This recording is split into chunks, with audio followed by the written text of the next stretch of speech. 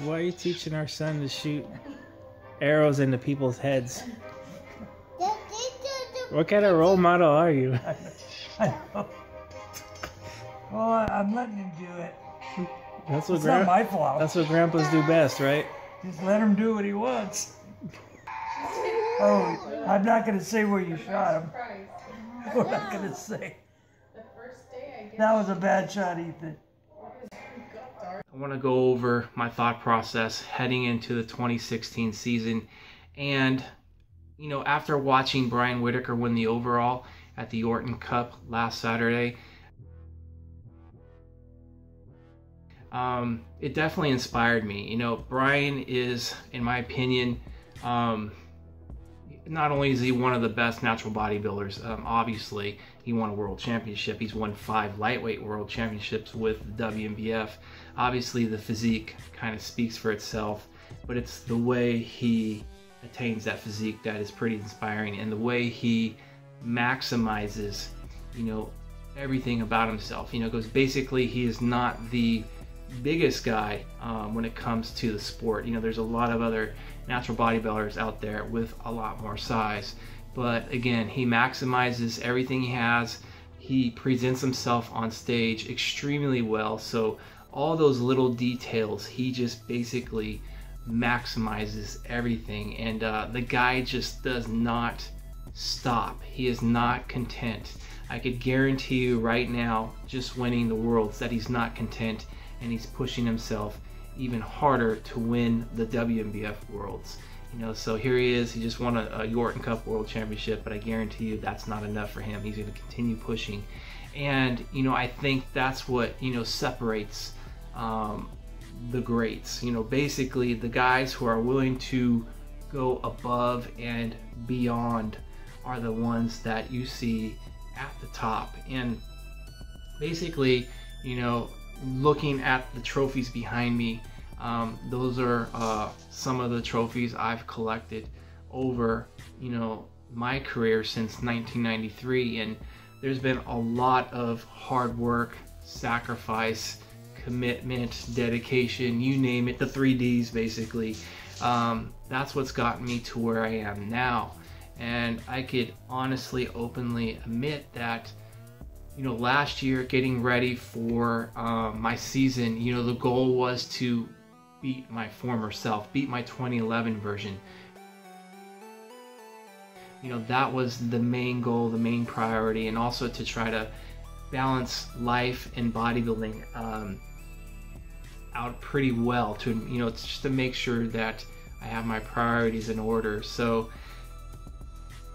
you know, in 2014, it was about that. It wasn't about, hey, let's see how well I can do on the world stage. The goal was to get to, you know, a world championship and to see if I can improve upon my 2011 placing.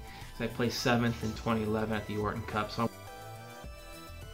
I wanted to improve upon that 7th place. I ended up doing a WMBF Worlds. I took 4th.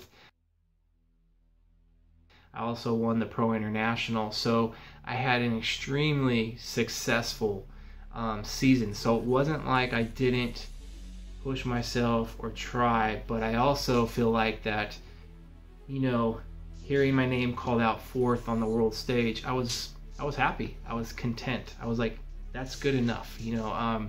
So basically in my mind I was thinking, like, you know, I'm probably never going to, you know, beat some of these top guys.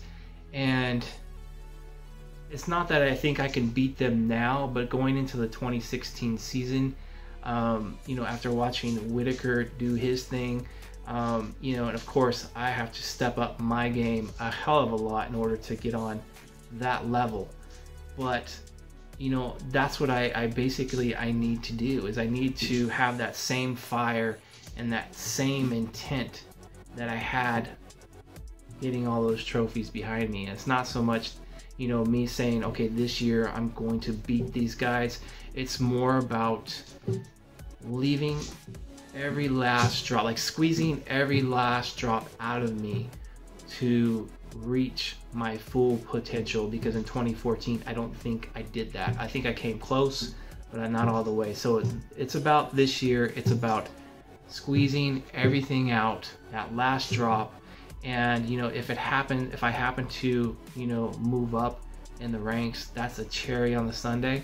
But if I don't, it's okay, as long as I know in my heart that I did everything I possibly could to squeeze that last drop out of me. And I think, you know, now that I'm in my prime, I'm 44, going to be 45. I'm in the prime of my natural bodybuilding career, and you'll notice that the top guys in the sport, you know, they're, you know, generally well into their 30s, 40s, and even 50s in some cases, a la Marshall Johnson. It's going to be 55, I do believe, next month, and you know, he just placed 4th at the Orton. And you know, basically we're talking about, you know, you could say the 4th best lightweight in the world, and he's 55 years old, and he's hungry for more too. So I need to have that fire. I need to have that same intent that I had, you know, that got me to this spot, and I need to not be okay with contentness. You know, I think, and that goes with anybody, whether it's your first day, you know, as a bodybuilder, or it's your last day as a bodybuilder. You want to start with intent, and you want to leave the game with intent. And so for me, you could just say that fire has kind of been, it never burned out. You know, don't get me wrong. You say right now it went from medium high to high. And you know, if Brian, if you're watching this, just know that, yeah, it's you definitely inspire me. And you know, I'm a competitor. I'll probably be, hopefully someday I'll be able to get on the same stage as you and compete against you. And again, it's not about, hey, I'm trying to beat you. It's just more about, you know, you're inspiring me to get everything out of me. And I think when I look at you, that's, you know, it's not the world championship that you just won. It's not the multiple titles you won in the WNBF. It's how you go about getting those, and that is not stopping, not being content, squeezing everything you have out of yourself to maximize yourself. And I think for me, when my career is over with, that's how I want to be remembered, is like, Jeff did not stop. He was consistent, he worked hard, and he did that all the way to the end, and he maximized his potential. That to me is more important than winning.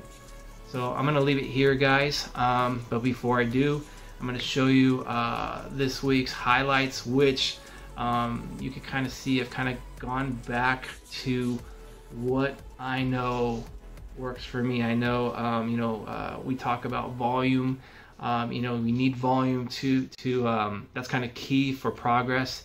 And for me, I've toned my volume down because it's allowed me to really get my intensity up.